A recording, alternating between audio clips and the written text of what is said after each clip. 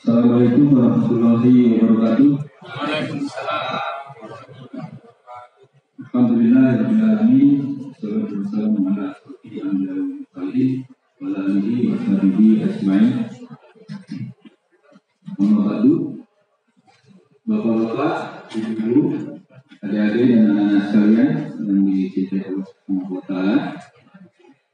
Malam ini kita terawih terakhir, dan pada kesempatan yang berbahagia ini saya mendapat giliran untuk menggantikan jadwal yang ada. Dan tentunya kesemuanya dari proses Ramadan ini kita telah jalani dengan baik, dan tentunya patutlah bersyukur kepada Allah Subhanahu wa taala atas nikmat yang telah kita terima, nikmat iman, Islam, dan tentunya nikmat kesempatan kita menjalani Ramadan, di mana di dalamnya banyak sekali keutamaan yang membuat aktivitas kita mendapatkan nilai yang berlipat ganda, dan termasuk di dalamnya ada malam Lailatul Qadar. Mudah-mudahan kita mendapatinya.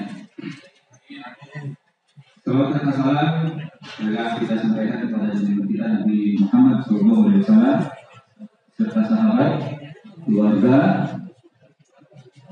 dan mudah-mudahan kita termasuk umatnya yang mendapatkan syafaat kelak di akhirat. Bapak-bapak, ibu, pada kesempatan yang berbahagia ini saya ingin menambahkan sedikit saja tentang evaluasi kita.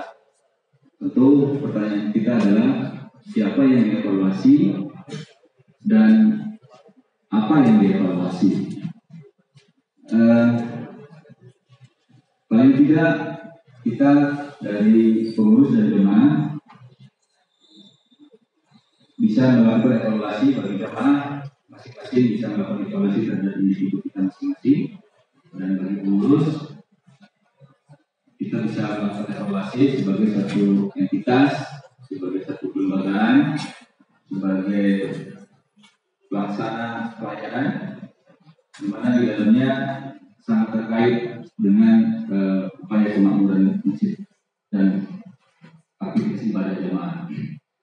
Dan apa yang dievaluasi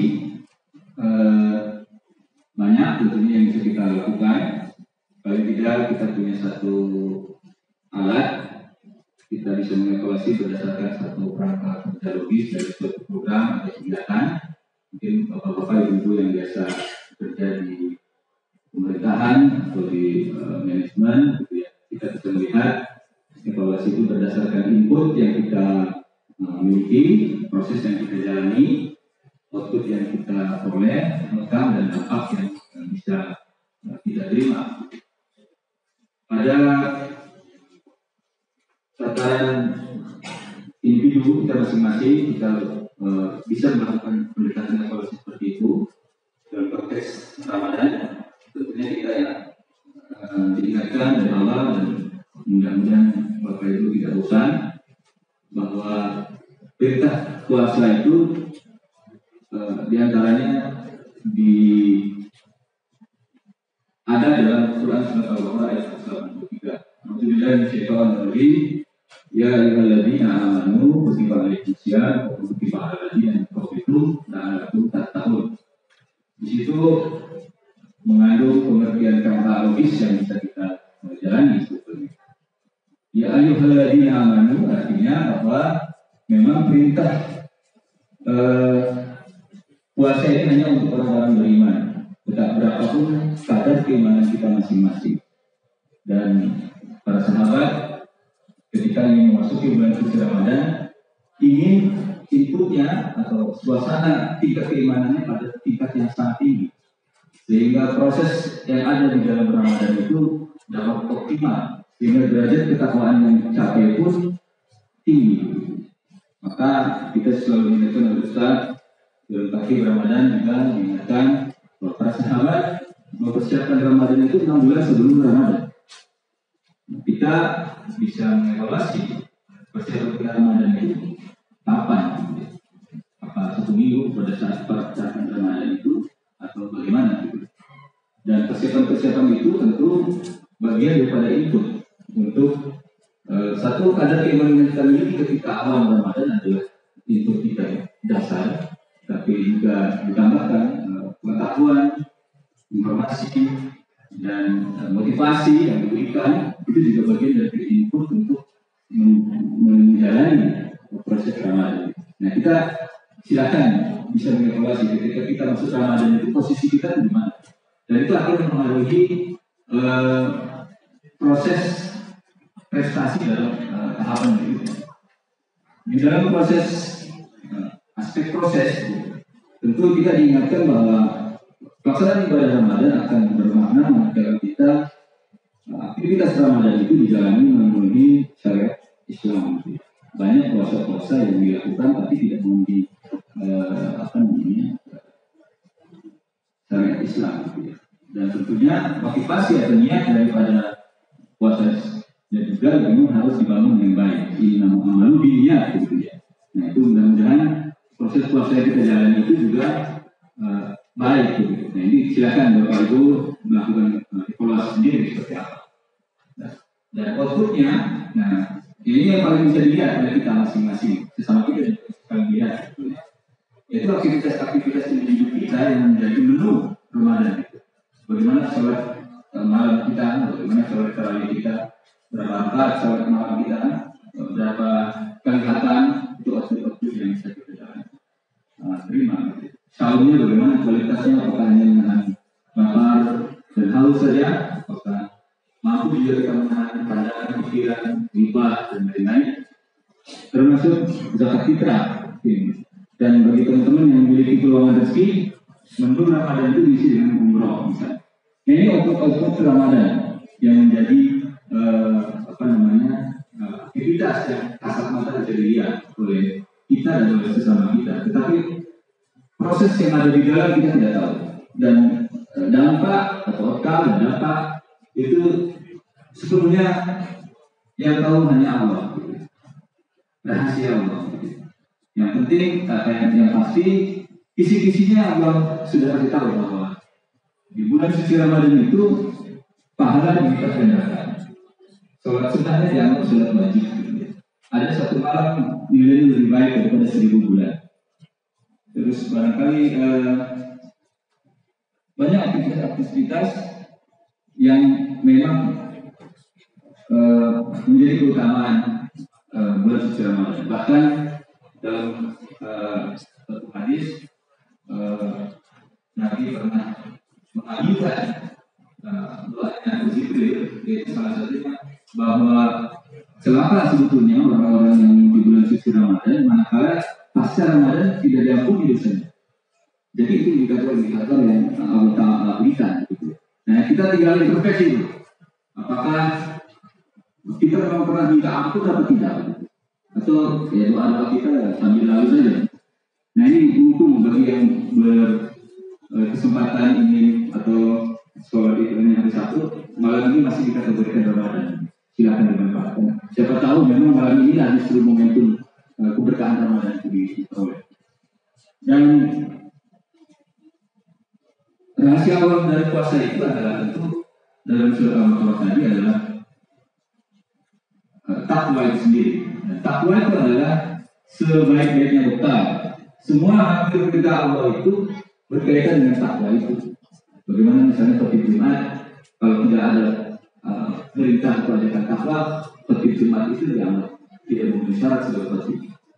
Termasuk di bekal haji itu takwa. Dan ini puasa, harapannya outcome-nya adalah takwa. Dan derajat ketakwaan ini kita tidak tahu seperti apa ketakwaan kita ini. Dan kualitas ketakwaan yang kita capai tentunya itu tadi sangat dipengaruhi kualitas input kita di dalam mempersiapkan Ramadan, kualitas materi pemahaman dan kesadaran kita dalam menjalankan aktivitas dengan ikhlas dan sesuai dengan aturan seperti itu. Dan tentunya dampak yang ke depan akhir semuanya adalah kita terbebas dari api neraka, masuk surga dan mendapatkan ridha Allah Subhanahu wa Ta'ala. Itu kira-kira indikator pencapaian kerja kita kalau dianggaplah aktivitas Ramadan kita ini bagian dari cara kerja program kita untuk secara individu. Nah ini secara kelembagaan ini saya kira penting juga untuk disadari oleh kita. Siapa tahu Bapak Ibu sekalian yang belum mendapat giliran menjadi panitia atau mendapat giliran dan menjadi pengurus DKM, sesungguhnya pengurus DKM juga menjadi objek atau subjek yang harus mengevaluasi diri atas pelayanan yang diberikan. Tentunya pada hari pertama Bapak Ibu disodorkan oleh Pak Agus dan Pak Adli tentang Ramadan yang akan dijalani seperti apa melalui proposal. Antaranya apa? Temanya apa? Temanya kalau nggak salah mengatur Ramadan, meningkatkan ukhuwah dan kemakmuran masjid alamiah. Dan itu didesain sedemikian rupa menuju kegiatannya itu adalah memang mencapai itu. Ada aktivitas-aktivitas dan ceramah-ceramah yang didesain berpasar dengan tema-tema yang agar dari awal proses pemahaman kita tentang Ramadan itu paling tidak kalaupun pernah atau ketinggalan gitu, selama Ramadan ini pemahaman kita tentang atau niat kita tentang puasa amal-amal yang dilakukan kalau puasa diperbaiki hari per hari melalui tema-tema hukumnya, termasuk hukum yang disampaikan oleh adik-adik remaja. Itu input yang coba disertai oleh panitia. Nah ini prosesnya tentu ini suatu kebanggaan buat kita. Pak Jafar juga kemarin membuat satu catatan bahwa alhamdulillah semua lapisan jamaah al-amin ini terlibat. Anak-anak yang kita lihat dari MC-nya semangat sekali, sampai-sampai ada yang ingin terus-terusan jadi MC kalau tahan gitu ya. Setiap ada lowongan MC dia kelonggaran ingin jadi MC. Tentu bukan karena ada honornya atau ada voucher SC, tapi saya lihat karena keberanian anak-anak itu untuk menjadi MC. Dan kalau Bapak Ibu lihat waktu pesantren anak-anak itu lebih dari 120-an anak itu pesantren. Lapisan anak-anak itu dari mulai umur berapa tahun gitu, sampai bisa dikendalikan sampai sudah agak kelihatan dewasa. Dan tentunya kita turut berduka salah satu peserta pesantren itu adalah anak Umay ya, wafat pada kemarin kalau misalnya ini kita tidak tahu ternyata umur tidak harus mencapai standar usia lagi 63 tahun. Umay itu 10 tahun sudah Allah panggil Allah mencintai anak Umay. Artinya kita melihat anak-anak seperti itu semangat. Terus di remaja juga ini luar biasa di remaja ini. Saya sudah minta sama remaja ini. Materi-materi kulturnya bagus, gitu ya. Pesantren remajanya juga ada. Gitu. Dan yang paling penting itu anak-anak remaja yang dulu ibarat pepatah itu kita tahu imusannya, gitu ya. Sekarang sudah berani jadi imam tarawih dan imam itikaf gitu. Ini luar biasa gitu. Makanya bapak-bapak yang hafalannya kurang jangan coba-coba di belakang imam itu, karena ketika salah sulit mengoreksi. Mohon maaf ini karena saya.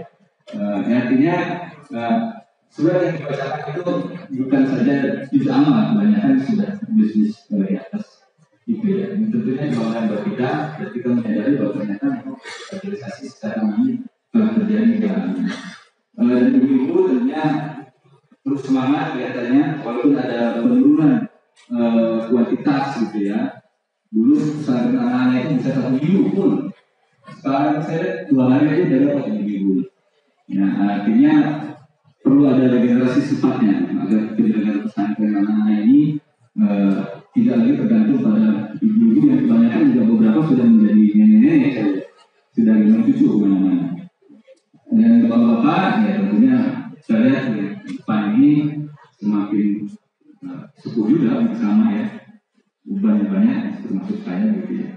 Dan yang namanya Ramadan ini adalah sebetulnya festival bagi unit organisasi yang ada di perusahaan, tanpa bahwa ketua panitia itu hanya mengkoordinir, tapi yang bekerja adalah sebetulnya unit organisasi, kayak artisnya, aktivis, dan gitu, terus remaja, ibu-ibu gitu ya. Itu organisasi itu prosesnya berjalan gitu ya. Dan tentunya secara tidak langsung teman-teman dalam fungsi RT juga Ada walaupun secara struktur mungkin tidak ada hubungan antara RT dengan masjid, tetapi adres RT digunakan di dalam pembagian makanan takjil dan mungkin alamat untuk memberi donatur atau untuk sahur gitu ya. Artinya dan itu diorganisir oleh unit RT-nya masing-masing. Artinya hampir pelibatan seluruh elemen dan seluruh lapisan jamaah itu terlibat. Ini secara proses kita melihat seperti itu. Dan secara ukur tentunya Bapak Ibu bisa melihat bagaimana penyelenggaraan yang difasilitasi oleh pengurus DKM atau panitia ini relatif berjalan baik, dan secara subjektif saya melihat inilah barangkali yang terbaik pernah ada di dalam pengelolaan Ramadan, di mana kepanitiaan itu berjalan efektif, saling support, dan tentunya di dalam proses saya melihat ya tidak semua berjalan lancar gitu ya. Ada beberapa yang memang itu ujian buat kita semua gitu. Ketika ujian itu datang, sesungguhnya disitulah kualitas kita seperti apa. Konflik antara media atau kesalahan di dalam memprediksi sesuatu, itu bagian dari ujian yang itu justru memang nilai daripada ibadah itu terletak pada kemampuan kita menghadapi ujian-ujian itu. Nah itu kita lihat kegiatan-kegiatannya berjalan dengan baik, termasuk hari ini tarawih terakhir, insya Allah setelah ini tadi zakat fitrah sudah dibagikan, mungkin bagi yang belum mohon diingatkan walaupun panitia sudah tutup, saya kira panitia punya kewajiban tetap memfasilitasi, tapi dengan mekanisme yang tidak sama gitu ya. Kita harus mencari mustahilnya dengan agak ekstra gitu. Dari situ kita melihat bahwa tema yang dimunculkan oleh panitia menurut saya tercapai. Momentum Ramadan ini memang meningkatkan ukhuwah di antara kita saling mengenal, makan sahur bersama, dan kemakmuran masjid tampak mulai berjalan dengan baik. Dan ini modal buat kita menjalani aktivitas mendukung kemakmuran masjid di luar Ramadan. Karena dengan adanya individu-individu yang semakin memiliki motivasi dan memiliki keterampilan, memiliki sikap-sikap yang baik di dalam melakukan ibadah ini personal dan berorganisasi di dalam pengorganisasi kemakmuran masjid, maka sesungguhnya akan berdampak juga kepada organisasi masjid itu sendiri. Semakin individu-individu memiliki kapasitas yang baik, tentunya proses interaksi di dalam organisasi masjid itu akan menjadi semakin baik. Ukurannya akan semakin baik, kemakmurannya akan baik, gaya kerjanya akan baik, gitu. Dan partisipasi jamaah akan semakin baik, gitu. Dan ini juga penting buat perenungan kita bersama. Saya ada catatan gitu di dalam arsip saya. Gitu. Ini tahun 2023 ini adalah 25 tahunnya Al-Amin peletakan batu pertama. Jadi ada proposal saya baca 25 tahun yang lalu peletakan batu pertama Masjid Al-Amin. Maka ke depan kita bisa harus pikirkan perkembangan Al-Amin hari ini dengan fisik seperti ini, dengan legasi, legalitas, dan tradisi berorganisasi seperti ini, ke depan akan seperti apa? Mungkin ke depan tanpa kehadiran kita karena usia kita semakin lanjut dengan aktivitas yang berkurang, bahkan juga mungkin ada yang meninggalkan kita, begitu ya. Dan pasti warisan yang diberikan para pendahulu melalui alhamdulillah kita masih didampingi oleh Pak Japar, Pak Suwarno, Pak Awang, kadang-kadang hadir, para pendiri, para ketua DPR ketika pendahulu hadir di tengah-tengah kita. Dan mudah-mudahan ini catatan-catatan ini hanya pikiran pintas saya, mudah-mudahan bermanfaat gitu ya.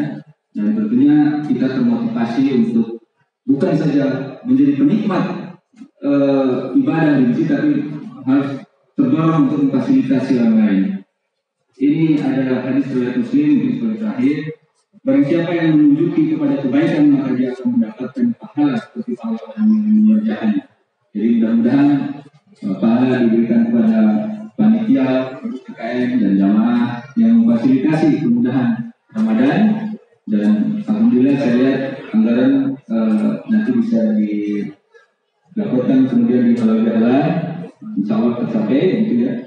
Dan mungkin terakhir saya sebagai ketua pengurus Masjid Musola Sebumi Bicara melaporkan bahwa berketetapan mengikuti ketetapan pemerintah untuk pembukaan salat, yaitu hari Sabtu, tempatnya di Boulevard buat bapak-bapak dan sebagian di bundaran untuk ibu-ibu dan masuk ke lapangan TC buat ibu-ibu. Ketika itu hujan di subuh, mungkin Masjid Al-Amin menjadi tempat utama khotib yang disediakan akan khutbah di Masjid Al-Amin kalau hujan gitu. Tapi kalau enggak, kita berjalan sesuai dengan rencana. Demikian saya kira apa yang bisa saya sampaikan. Mohon maaf jika yang mengganggu pikiran perasaan Bapak Ibu sekalian. Assalamualaikum warahmatullahi wabarakatuh.